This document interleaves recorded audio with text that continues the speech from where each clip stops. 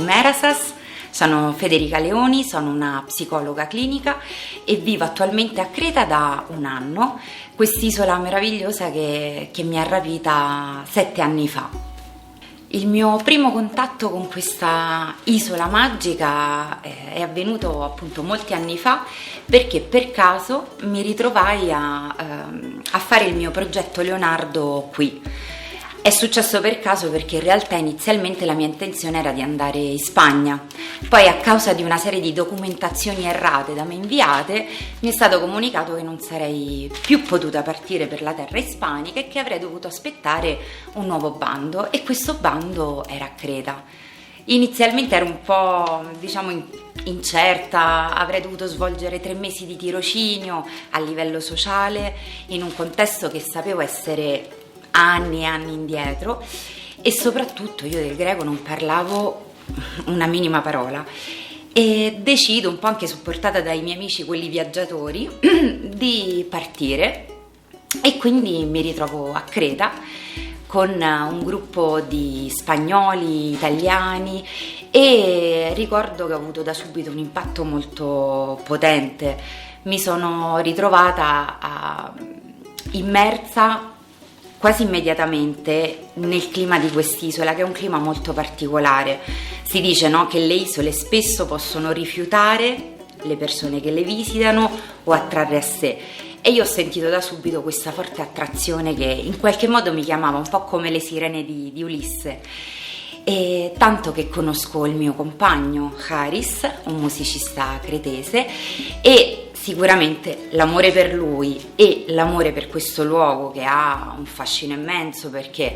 giri per Creta e vedi montagne, vedi vette innevate, mari meravigliosi, spiagge rocciose. È un'isola che tiene il fiato mozzato veramente a ogni curva, e questi due elementi insieme mi hanno portato a dire: ma sì, proviamo a vivere altrove.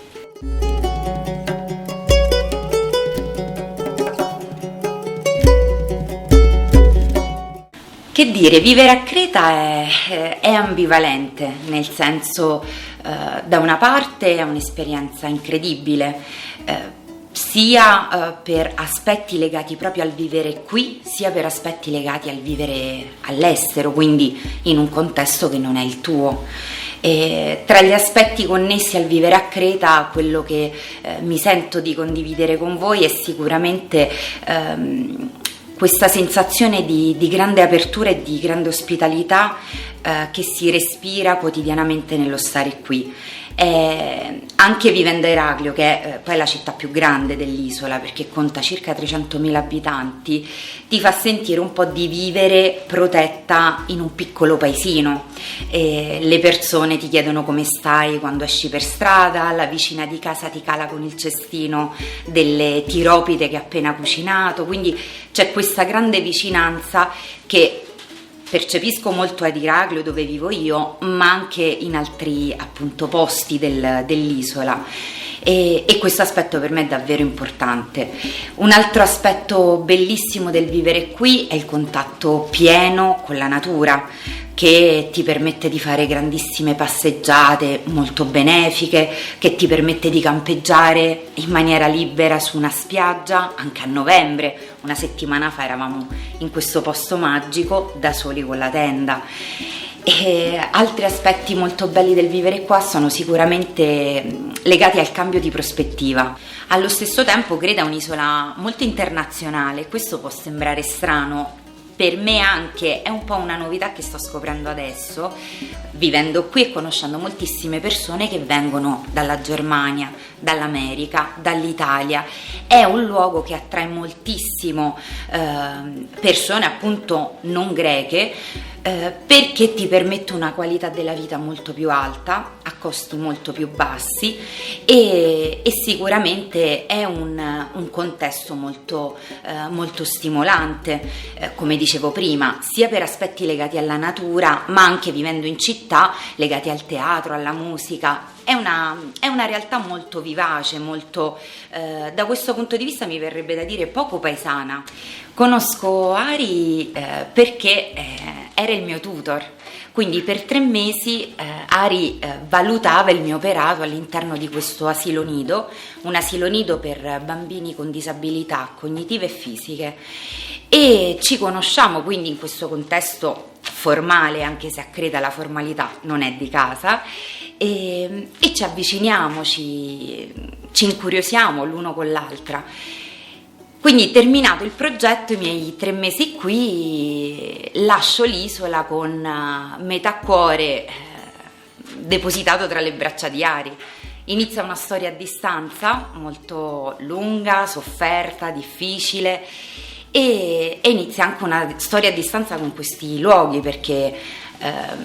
oltre alla nostalgia per lui iniziava a sentire anche una nostalgia dell'isola, del suo mare, della sua gente, dei suoi profumi, dei suoi sapori.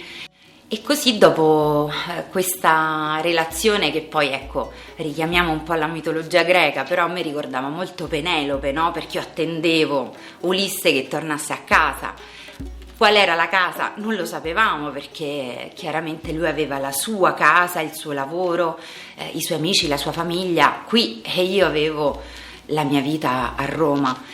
E dopo vari tentativi molteplici, sia a Roma, quindi Ari ha cercato appunto di provare a vedere come poteva essere appunto vivere in un contesto urbano come quello romano, e dopo vari tentativi anche miei qui, durante i quali in uno di questi abbiamo anche aperto una cooperativa, un bar con un piccolo laboratorio di giochi tradizionali di tutto il mondo, costruiti con materiali di riciclo, materiale trovato nei secchi dell'immondizia, per intenderci. Però anche allora per me era molto difficile rinunciare un po' a quella che era anche la mia formazione come psicoterapeuta, perché avevo terminato gli studi all'università, ma mi mancava una fetta di percorso che era quello della scuola di specializzazione. Quindi decisi di tornare a Roma e di riprendere un po' questa relazione sofferta, a distanza, fatta di tira, molla, mancanze, presenze.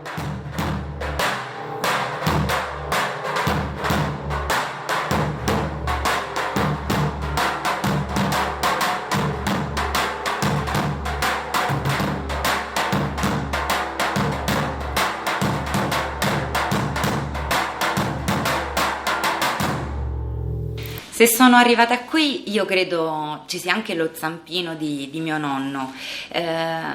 perché mio nonno in giovane età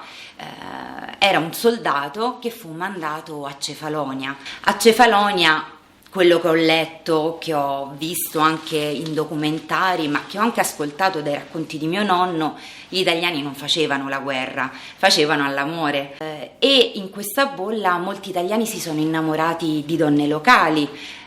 sembrerebbe anche mio nonno, su questo c'è un po' un mistero. Ricordo che le sue favole, le favole che mi raccontava prima di andare a dormire, erano tutte favole ambientate in Grecia, dove lui mi descriveva appunto questi paesaggi meravigliosi, dove lui mi descriveva la grande ospitalità dei locali che poi hanno messo a rischio la loro vita per salvare moltissimi italiani. Ci teneva a passarmi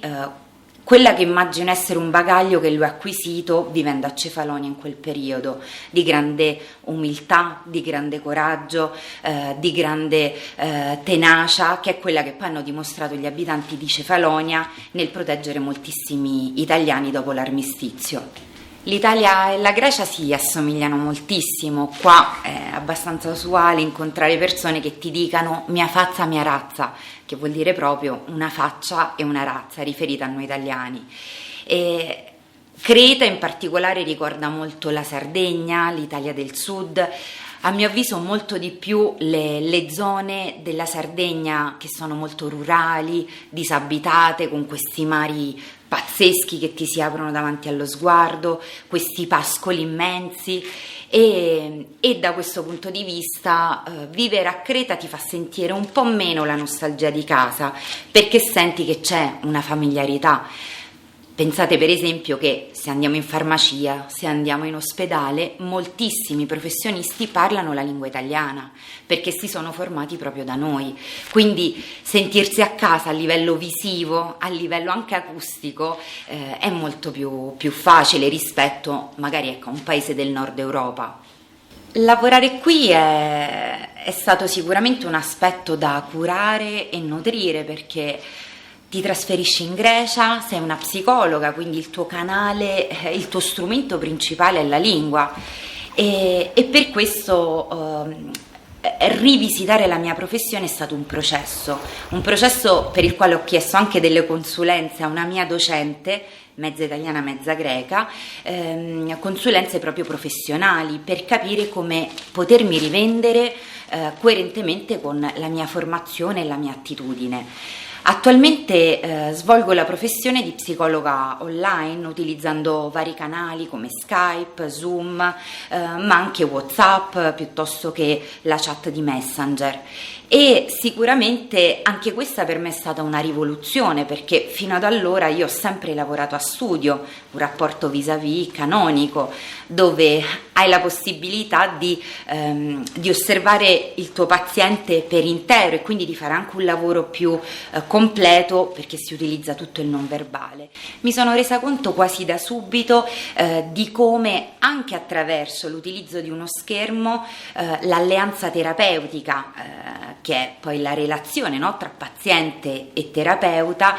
sia un aspetto che viaggi molto bene, molto velocemente.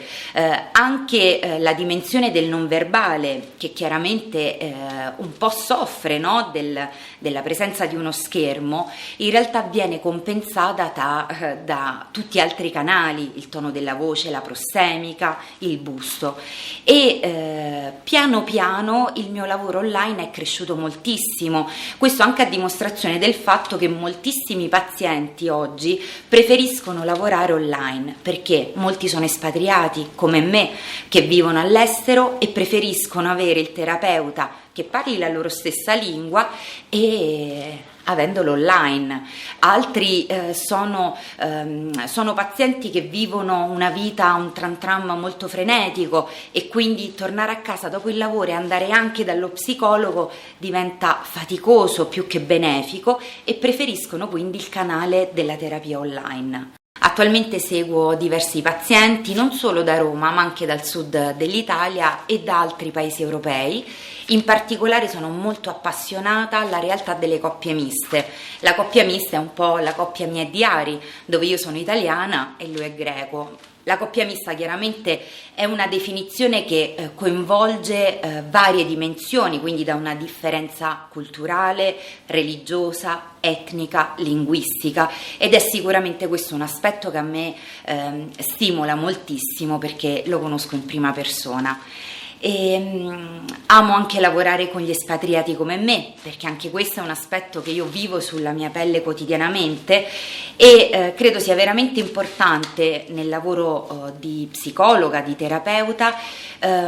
poter aver vissuto determinate situazioni complesse che un paziente ci porta in terapia. Un mio docente una volta disse alla classe: potete guidare il vostro paziente fin dove siete arrivati anche voi. E quindi per me lavorare con gli espatriati oggi è sicuramente qualcosa di più facile, di più anche di più allineato con il mio stile di vita, essendo io stessa un expat. Colgo l'occasione per ringraziare Story Hunters TV, che è un team composto da 2 persone meravigliose con le quali mi sono sentita comoda da subito. Ci tengo a ringraziarli perché hanno un progetto molto interessante, molto stimolante, molto contemporaneo, perché oggi tantissimi italiani, ma anche appunto persone di tutto il mondo, decidono di sganciare le proprie radici e di andare a vivere altrove. Yasas και φιλάκια πολλά.